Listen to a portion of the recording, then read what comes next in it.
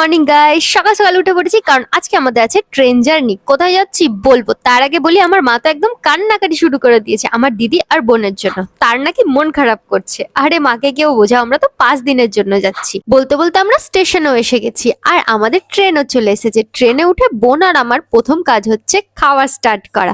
বাড়ি থেকেই চিড়ে ভাজাটা নিয়ে এসেছিলাম, তাই এখন খাচ্ছি। আর ট্রেনের জানলা দিয়ে দেখো ফারাক্কার সেই নিউ ব্রিজটা দেখা যাচ্ছে। আর এদিকে দেখো কত জল বেড়েছে। সেই চটটাতে যে গিয়েছিলাম সেই চটটা আর নেই। আগের দিন কাজের এত চাপ ছিল যে আমি নেল পালিশ পরতেই ভুলে গেছিলাম, তাই সাথে করে আসার টাইমে নিয়ে এসেছি। আর এখন আমি বসে বসে নেল পালিশ পরছি আর বোন বাইরের দিকে দেখছে। ট্রেন জার্নিতে আমার সব থেকে বেশি ভালো লাগে এই বাইরের দৃশ্য দেখ। ট্রেনে উঠলে না আমার খুব মনে হয় যে ঘন ঘন আমার খিদে পাচ্ছে। তোমাদের সাথে কি এমন হয়? তাছাড়াও আমাদের খাওয়ার টাইম হয়ে গেছিল আর আমরা না বাড়ি থেকে এনেছিলাম নুডলস বানিয়ে, সেটাই এখন খাচ্ছি।